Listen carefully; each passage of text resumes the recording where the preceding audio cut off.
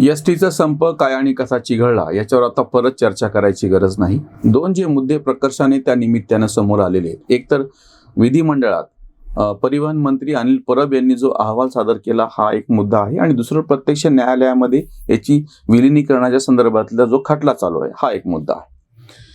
एक वारंवार गोष्ट लक्षात घ्या की कितीही दुरुस्त करायचं म्हणलं तरी गळक्या भांड्यामध्ये पाणी टाकल्यावरती ते वाहूनच जाणार आहे. तसं एसटीचा कारभार सुधारण्याच्या पलीकडे गेलेला ही एकदा वस्तुस्थिती स्पष्टपणे मान्य करा. त्याच्यामुळे जो संचित तोटा आहे तो भरून काढण्यासाठी काही एक अनुदान परत शासनाने देणे आणि परत काही काळाच्या नंतर ती समस्या निर्माण होणे आता ही दुरुस्तीच्या पलीकडे झालेली गोष्ट आहे. त्याच्यामुळे एसटी महामंडळ बरखास्त करणे याला दुसरा कुठलाच पर्याय नाही. याच्यामधला एक भाग आता मंत्र्यांनी विधिमंडळात जाहीररित्या कबूल केलेला. इंग्रजीमधली ती जी म्हण आहे ना, last nail on the coffin, तसं त्याच्यात थोडासा बदल करून शवपेटीवरचा शेवटचा खिळा नसून शवपेटीवरचा हा पहिला खिळा आहे. त्यांनी असं कबूल केलं अनिल परब यांनी विधिमंडळाच्या पटलावरती की विलिनीकरण शक्य नाही. म्हणजे हा जो संप चालू होता त्याच्यातला एक मुद्दा असा होता की या सगळ्या कर्मचाऱ्यांचं सरकारी कर्मचारी म्हणून राज्य सरकारच्या कर्मचाऱ्यांच्या मध्ये विलिनीकरण करण्यात यावं, आणि ते शक्य नाही तांत्रिकदृष्ट्या. बाकीच्या पण गोष्टी आहेत. अजून एक त्याच्यातला महत्त्वाचा मुद्दा जे कोणी कबूल करत नाहीये, कुठल्या सरकारची म्हणजे महाराष्ट्र राज्य सरकार असंच नाही, केंद्र सरकार असो किंवा विविध राज्य सरकार असो, आर्थिक प्रकृती ही नेहमीच तोळामासा राहिलेली आहे या विविध योजनांच्यामुळे, की जेणेकरून तो शासनावरचा भार वाढतो आणि ते आर्थिक ताण सहन करण्याची ताकद राहत नाही. अशा परिस्थितीमध्ये जर हजारो असे कर्मचारी एखाद्या महामंडळाचे तुम्हाला सरकारी व्यवस्थेमध्ये समाविष्ट करून घ्यायचे म्हणलं तर आधीच तोळामासा असलेली, विशेषतः महाराष्ट्रातला तर कारभार ची अवस्था फार वाट लागलेली आहे. अशा ह्याच्यामध्ये कुठलाच आर्थिक ताण सरकार घेऊ शकत नाही हे समजून घ्यायला या विषयातले बरेच लोक तयारच नाही. तुम्ही जरी तयार नसला तरी वस्तुस्थिती मात्र बदलत नाही. त्या अकबराच्या पोपटासारखी गोष्ट झाली. पोपट मेला आहे पण तो सांगायची कोणाची हिंमत नाही, म्हणून मग पोपटानं डोळे कसे वाचलेले आहेत, मान कशी टाकलेली आहे, खातपीत कसा नाही वगैरे वगैरे. त्याच पद्धतीनं महामंडळाचं झाले. म्हणजे महामंडळाचा पोपट मेला आहे पण तो कोणी कबूल करायला तयार नाही. अनिल परबांनी विधिमंडळात विलिनीकरण शक्य नसल्याचा जो समितीचा अहवाल, त्या अहवालातला जो मुद्दा समोर ठेवला त्यातून हा प्रत्यक्ष त्या शवपेटीवरचा पहिला खिळा आहे, लक्षात घ्या. दुसरा महत्वाचा मुद्दा, त्यातले जे कर्मचारी आहेत ज्यांची देणी थकलेली आहे त्यांची आर्थिक परिस्थिती अतिशय वाईट आहे. 101 जणांनी आत्महत्या केल्यात. हा विषय गंभीर आहे. आम्ही यापूर्वी पण केलेल्या व्हिडिओमध्ये हा मुद्दा पहिल्यांदा घेऊन असं म्हणलं होतं की सगळ्यात पहिल्यांदा ही देणी देण्यात यावी. थकलेली जी देणी आहे ती तातडीनं देण्यात यावीत, आणि हे सगळे जे कर्मचारी आहेत त्यांच्या पुढे हा प्रस्ताव ठेवावा की त्याला गोल्डन शेकहँड म्हणतात, की सगळ्यांना VRS ची सारखी स्कीम योजना देऊन याच्यासाठीच एखादं पॅकेज स्वतः राज्य सरकारने जाहीर करावं आणि ह्या कर्मचाऱ्यांना चांगली रक्कम त्यांची देणी देऊन पहिल्यांदा मुक्त करावं. म्हणजे बाकीची चर्चा करत बसण्याच्या पेक्षा जो आता वस्तुस्थितीमध्ये काय करायचं, समजा जर कोणी परत काही दबावानी परत एसटी मंडळ चालू करतो, परत त्याच्यामध्ये मी म्हटलं आधी तसं गळक्या भांड्यामध्ये पाणी भरल्यासारखं होईल, ते पाणी वाहूनच जाणार आहे. पहिली गोष्ट, जे सगळे कर्मचारी अडकलेले आहेत त्यांची देणी थकलेली आहे, संचित देणी जी आहे ती तातडीनं देण्यात यावीत आणि त्यांना VRS स्वेच्छानिवृत्ती गोल्डन शेकहँड सारखी योजना राबवावी आणि सगळ्यांना चांगली रक्कम देऊन त्यांना ह्या सगळ्या सेवेतून मुक्त करण्यात यावं. दुसरा जो एक व्यवहार्य पर्याय समोरतो, बाकीची चर्चा किती करा, व्यवहार्य पर्याय असा समोरतो की ह्या महामंडळाचं कंपनीकरण करण्यात यावं. जसं वीज महामंडळाच्या 3 कंपन्या आणि एक होल्डिंग अशा 4 कंपन्यांमध्ये रूपांतर करण्यात आलेलं सध्या ते चालू आहे. त्याच पद्धतीने जर तुम्हाला हे बंद करायचं नाही तशा अर्थाने आणि चालू ठेवणं तर शक्य नाही आहे, पुन्हा प्रत्यक्ष खाजगीला देऊन टाकलं तर परत ती बोंब होणार. ह्याच्यापेक्षा यांच्या सगळ्यात महत्त्वाची गोष्ट म्हणजे एसटी महामंडळाकडं प्रचंड मोठ्या प्रमाणामध्ये संपत्ती आहे, ती जमिनीची.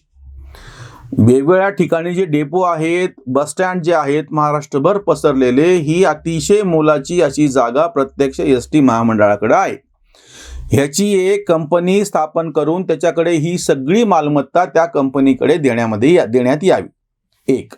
दुसरा मुद्दा म्हणजे पहिली गोष्ट म्हणजे सगळ्या कर्मचाऱ्यांची देणी देऊन तो सगळा विषय संपवून त्यांना VRS सारखी स्कीम राबवून, आणि दुसरा पर्याय म्हणजे ज्यांना प्रत्यक्ष नवीन कंपनीमध्ये काम करायचं आहे त्यांना तो पर्याय खुला ठेवावा.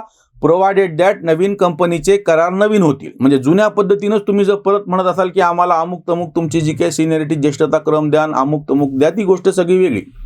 नवीन कंपनी स्थापन करून तिच्या हाताशी ही सगळी, तिच्या नावावरती ही सगळी मालमत्ता करून हे जे जुने कर्मचारी होते त्याच्यामध्ये जास्तीत जास्त ज्यांना शक्य त्यांना व्हॉलंटियर रिटायरमेंट देऊन, ज्यांना नव्या व्यवस्थेमध्ये काम करायचं आहे त्यांना नवीन व्यवस्थेमध्ये समाविष्ट करून घेण्यामध्ये यावं कंपनीकरण केल्याच्या नंतर.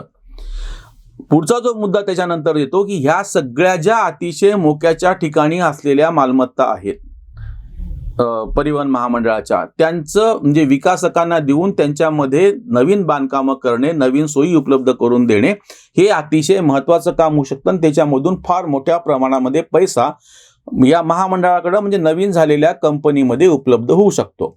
त्याचा वापर करून घेऊन खाजगी सुद्धा वाहतूकदारांना त्याच्यामध्ये समाविष्ट करून घेणे किंवा आपण एक व्यवस्थापनाची पूर्ण ती अशी एक नेटवर्क जाळं उभं करणे आणि त्या म्हणजे हे जे सगळे बस स्टँड आहेत, बस डेपो आहेत यांचं संपूर्ण महाराष्ट्रभरचं अतिशय आधुनिक स्वरूपातलं जाळं तयार केल्याच्या नंतर त्या ठिकाणी ज्या बस गाड्या ज्यांच्यासाठी खाजगीचा पण तुम्ही वापर करा, खाजगी वाहतूकदारांना त्या ठिकाणी त्यांची वाहतूक सेवा करण्याची परवानगी देण्यात यावी. ह्याच्यासाठीची एक खुली स्पर्धा गाड्या प्रत्यक्ष महामंडळाची असायची गरजच नाही. बाकीच्यांच्या गाड्या त्यांचे विशिष्ट नियम प्रवासी वाहतुकीसाठीचे. अजून एक त्याच्यातला जो मुद्दा येतो की ज्या छोट्या गाड्या आहेत म्हणजे छोट्या कार आहेत 5-7 सीटर 8 सीटर अशा ज्या आहेत त्यांना सुद्धा या सगळ्या म्हणजे त्या आवारामध्ये समाविष्ट करून घ्यावं. कारण की या ठिकाणी मोठ्या प्रमाणातले गॅरेजेस आहेत, या ठिकाणी पेट्रोल डिझेल पंप सुद्धा आहेत. म्हणजे आणि ही जर जागा म्हणजे विकसित केल्या गेली तर त्या ठिकाणी प्रवाशांना राहण्याची सोय होऊ शकते. किमान म्हणजे आत्ता पण आपण पाहिलं अतिशय घाणेरड्या स्वरूपातले टॉयलेट, संडास बाथरूम त्या ठिकाणी आहेत, अतिशय गचाळ अशी बेचव अशी तिच्यातली उपहारगृह आहेत. बाकीची तर धूळ आणि बाकीची काय अस्वच्छता तिथे विचारायलाच नको. किंवा पावसाळ्याच्या काळामध्ये पाण्यात दुडुंब साचणे. कितीतरी बस स्टँडचा असा अनुभव आहे की बस स्टँडमध्येच पाणी साठलेलं आहे. गाड्या बदललेल्याच नाहीत कित्येक वर्षामध्ये, तेच डबडा डिझाईन आहे जुनंच त्या बस गाड्याचं, तेही बदललेलं नाहीये, त्यांची यंत्रणा सुधारलेली नाहीये. अशा कितीतरी गोष्टी आहेत की ज्या ठिकाणी दुरुस्तीला संपूर्ण वाव आहे आणि ही गोष्ट सरकारी चौकटीत करता येणं शक्य नाहीये, लक्षात घ्या. ज्यांना कोणाला ही परत दुरुस्ती हे होऊ शकत नाही, हे पूर्णपणे बाजूला ठेवून हे भंगार काढून टाका एकदा आणि नंतर त्या जागेमध्ये ज्या जागा सोन्यासारख्या आहेत, एसटी भंगार असली तरी एसटीची जागा सोन्यासारखी आहे, त्या जागांचा अतिशय चांगला वापर करून म्हणजे समजा छोट्या गावांमधलं जे केंद्र असतं ते बस स्टँड असतं, तिथल्या सगळ्या उलाढालीचं केंद्र हे तिथलं बस स्टँड असतं. मग हा जो बस डेपो चांगल्या पद्धतीचा झाला, त्या ठिकाणी चांगली खानपान सेवा आहे, राहण्याची सेवा आहे, छोट्या म्हणजे मीटिंग ज्याला घेता येऊ शकतील, म्हणजे व्यावसायिक पातळीवरती मार्केटिंग करणारा एखादा माणूस बाहेर गावून त्या तालुक्याच्या ठिकाणी जर गेला तर त्याच परिसरामध्ये जिथं ती एसटी गाडी आलेली असते किंवा स्वतःची वैयक्तिक गाडी तो तिथं पार्क करेल, त्याच ठिकाणी तिथल्या व्यावसायिकांना बोलून त्यांच्याशी चर्चा करून त्याचंही काम होऊ शकतं आणि तो परत आपल्या गावी वापस येऊ शकतो. तिथं खानपान सेवा असू शकते, मिनी थिएटर्स असू शकतात. म्हणजे हा एक मुद्दा गांभीर्याने विचार करा. महाराष्ट्रामध्ये तालुका आणि तालुक्यापेक्षा खालच्या गावांसाठी तिथलं बस स्टँड हे खूप मोठं आर्थिक उलाढालीचं केंद्र आहे, ज्याचा आपण आजपर्यंत वापर केला नाही, विचार केला नाही. याच बस स्टँडच्या भोवती अतिक्रमणाने वेढा घातलेला असतो आणि त्या ठिकाणी ट्रॅव्हल कंपन्यांच्या ऑफिसेस असतात, फळांचे गाडे लागलेले असतात, छोटे मोठे दुकानं असतात, चहाच्या टपऱ्या असतात, बरोबर त्या बस स्टँडच्या आजूबाजूला सगळं असतं आणि ते अनधिकृत असतं. त्याच्यापासून कुठलंही उत्पन्न त्या स्थानिक स्वराज्य संस्थेलाही भेटत नाही आणि चांगली सेवा ग्राहकांना पण भेटत नाही. तर अशा वेळी याचा अतिशय चांगला वापर करून तो संपूर्ण परिसर जर विकसित केला गेला आणि अधिकृतरित्या या सगळ्या लोकांना आतमध्ये जागा दिली, त्यांच्याकडून अधिकृतरित्या कर घेतला, त्याच्यातून दोघांचाही फायदा आहे. एरवी शासनाचा साठी जो हा एसटी म्हणजे आतबट्ट्याचा व्यवहार राहिलेला आहे, त्याच्यापेक्षा तो एक किमान फायदा सोडा मिळेल की नाही माहित नाही, पण त्याच्यातून पुन्हा नवीन नुकसान तरी होणार नाही. आज जे कोणी एसटीच्या संदर्भात चर्चा करतायत, मंत्र्यांनी प्रत्यक्ष विधानसभेमध्ये कबूल केले विलिनीकरण शक्य नाही, आज नाही उद्या कोर्टामध्ये याचा जाब द्यावा लागणार आहे आणि ह्याचं उत्तर बाकीचं बोलताना कोणी देऊ की तोट्यामध्ये असलेलं महामंडळ चालवायचं कसं, म्हणजे हा संचित तोटा जो वाढत जाणार आहे तो भरून कुठल्या दुसऱ्या मार्गाने काढायचा. एकच पर्याय उरतो, ह्याचं कंपनीकरण करण्यात यावं आणि ह्यामध्ये विविध खाजगी पण वाहतूकदारांना त्याचा समाविष्ट करून घेऊन, खाजगी व्यावसायिकांना त्याच्यामध्ये समाविष्ट करून घेऊन ही सगळी जी बस डेपोची ठिकाणं आहेत ती त्या ठिकाणच्या व्यापाराचं एक महत्त्वाचं केंद्र म्हणून किंवा जसं आपण ज्याला हब म्हणतो किंवा जसं SEZ केले होते स्पेशल इकॉनॉमिक झोन, तसे हे म्हणजे काय म्हणजे मार्केट झोन असं म्हणूयात किंवा व्यापार झोन असं म्हणूयात, ते करता येऊ शकतील. तर त्याच्यातून व्यावहारिक पातळीवरती मार्ग निघू शकतो. अन्यथा हा जो पोपट मेलेला आहे तो तुम्ही जरी कबूल नाही केलं तरी तो मेलेला आहे, त्याचा वास सुटलेला आहे आणि त्याचे दुष्परिणाम आम्हाला सगळ्यांनाच भोगावे लागणार आहे. इथेच थांबूयात. धन्यवाद.